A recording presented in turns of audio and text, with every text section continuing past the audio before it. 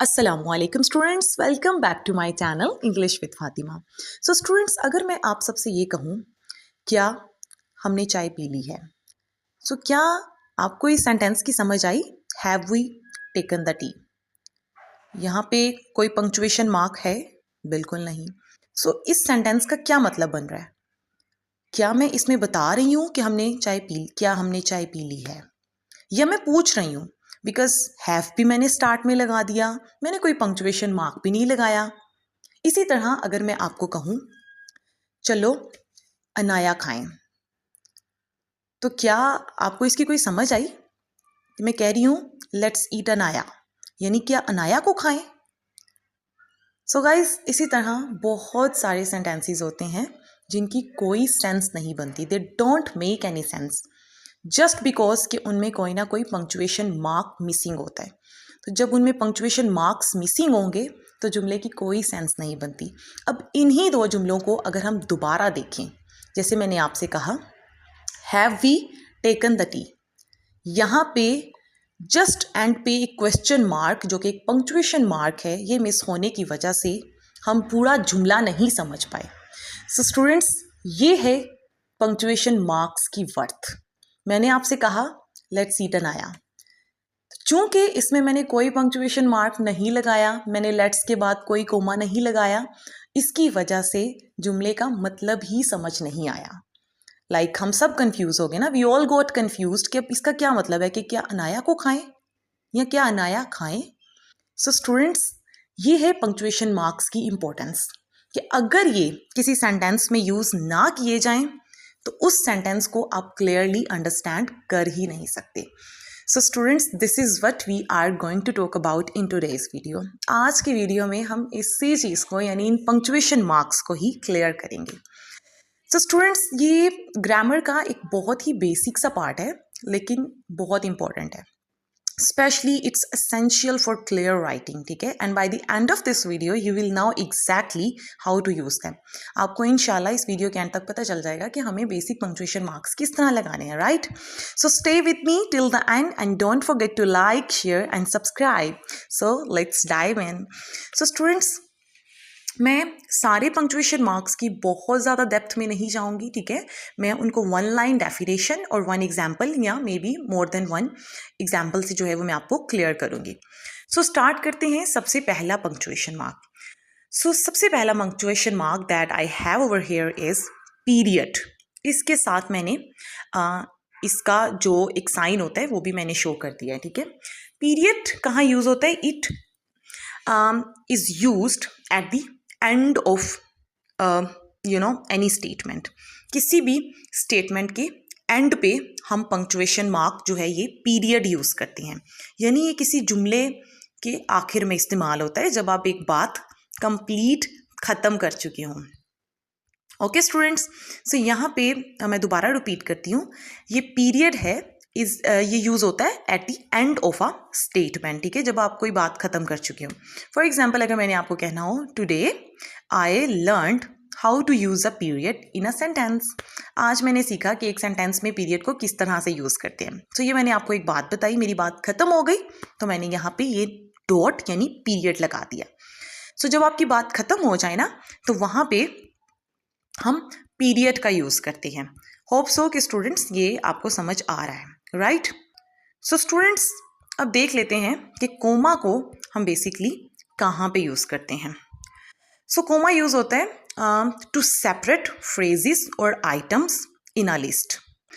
ये फ्रेजेस को, ठीक है, जो अगर ज़्यादा फ्रेजेस हों या एक लिस्ट में बहुत सारी आइटम्स हों, बहुत सारी चीज़ें हों, तो उनको सेपरेट करने के लिए कोमा यूज होता है। फॉर एग्जाम्पल, अगर मैं कहती हूँ I need to buy an apple, an orange and a banana, इस तरह से हम कोमा का यूज़ करते हैं। इसी तरह मैं आपको एक और एग्जाम्पल दे देती हूँ।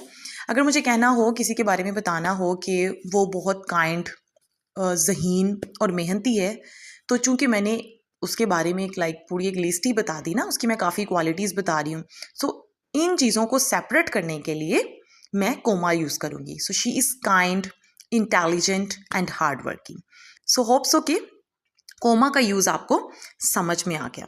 स्टूडेंट्स, नेक्स्ट पंक्चुएशन मार्क देख लेते हैं, दैट इज क्वेश्चन मार्क, इसका तो आई एम श्योर कि आप सब स्टूडेंट्स को पता होगा क्वेश्चन मार्क हम कहाँ यूज़ करते हैं.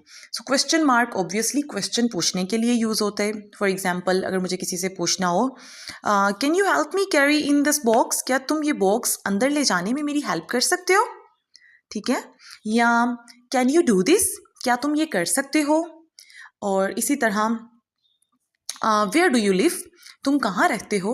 सो इस तरह अगर हमें किसी से कोई भी क्वेश्चन पूछना हो तो हम वहाँ पर क्वेश्चन मार्क का यूज़ करेंगे. So next comes exclamation mark. Exclamation mark जो है it is use to show excitement और emphasise at the end of a sentence, ठीक है. किसी जुमले में अगर आपने अपने जज्बात शो करने हो या बहुत ज़्यादा खुशी या बहुत ज़्यादा हैरत, लाइक काफ़ी मजबूत किस्म के इमोशंस आपने शो करने हो, या ये खुशी के भी हो सकते हैं, ये गमी के भी हो सकते हैं, ठीक है. वहाँ पे हम ये एक्सक्लेमेशन मार्क लगाते हैं. यहाँ पे मैं एग्जांपल आपको देती हूँ. I can't believe how great of a day it is today, ठीक है, कि उसके लिए ये हैरत वाली बात थी. सो इसलिए उसके एंड पे उसने एक्सक्लेमेशन मार्क लगाया. अगर मुझे कहना हो वाओ इट्स अमेजिंग, तो यहाँ पर भी हम एक्सक्लेमेशन मार्क लगाएंगे. इसी तरह अगर मुझे किसी को कहना हो यू लुक ब्यूटीफुल, यानी कोई इतना खूबसूरत लगे, तो फिर वहाँ पर भी मैं एक्सक्लेमेशन मार्क लगा सकती हूँ. यानी किसी की तारीफ हो, बहुत ज़्यादा हैरत वाली बात में, हैरत वाले अंदाज में आप कहें, या बहुत ज़्यादा एक्साइटमेंट को शो करना हो, then we use exclamation mark. So next comes semicolon. So students याद रहे कि it joins two related sentences और separates items in a complex list. अच्छा, ये जो सेमीकोलन है, ये दो सेंटेंसेस जो कि एक दूसरे से रिलेटेड ही हों, ठीक है, उनको अलग करने के लिए, ठीक है, या किसी कोई हम लिस्ट बता रहे हों तो उसमें आइटम्स को, चीज़ों को अलग अलग से बताने के लिए यूज़ होता है. अच्छा, यहाँ पे मैं इसकी थोड़ी सी एक्सप्लेनेशन कर देती हूँ ताकि आप सब स्टूडेंट्स कंफ्यूज ना हो. फॉर एग्जाम्पल, ठीक है, I love coffee, it keeps me awake. मुझे कॉफ़ी पसंद है. अभी मेरी बात मुकम्मल नहीं हुई है, ठीक है. मैंने कहा मुझे कॉफ़ी पसंद है, ठीक है.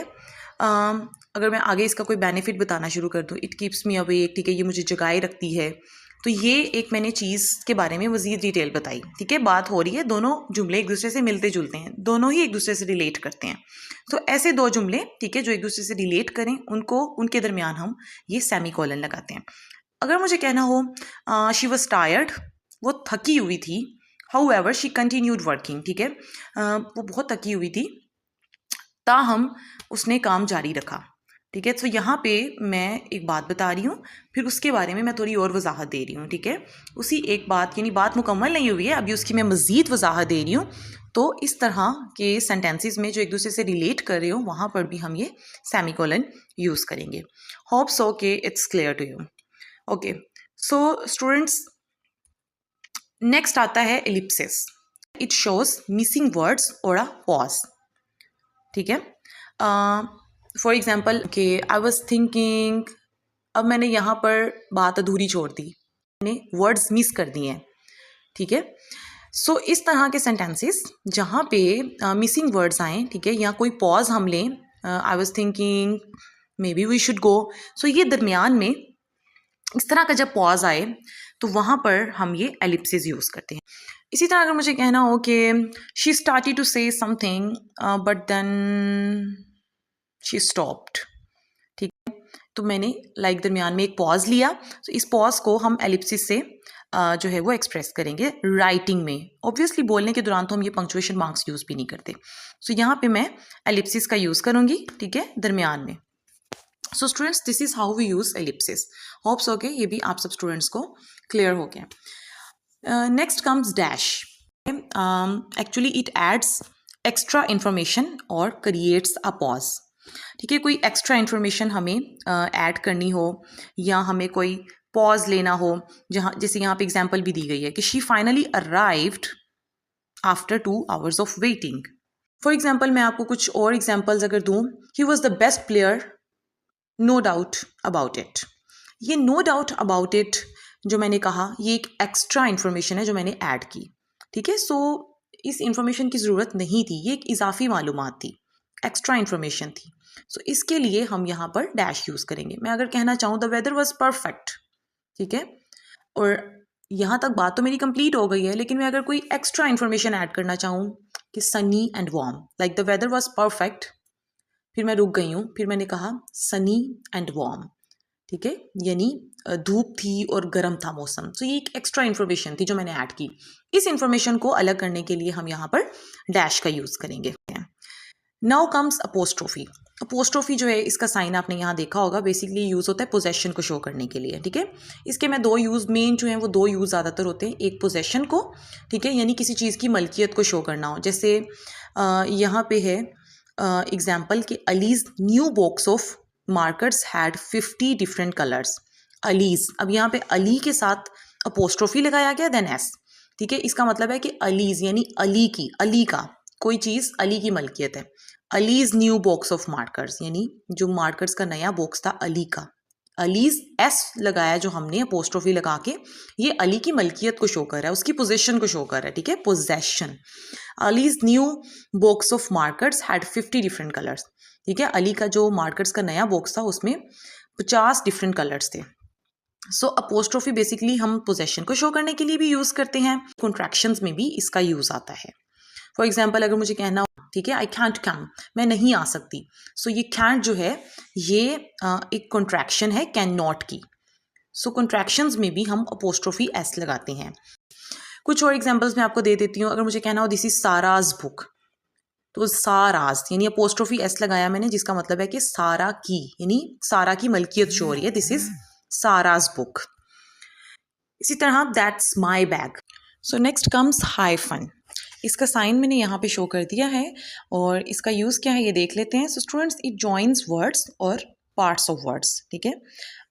ये बेसिकली दो अल्फाज को जोड़ने के लिए या किसी लफ्ज़ के हिस्से को अलग करने के लिए इस्तेमाल होता है, ठीक है। फॉर एग्जाम्पल अगर मुझे कहना हो this is a well known fact, so इन दो अल्फाज को हमने हाइफन लगा के अलग कर दिया।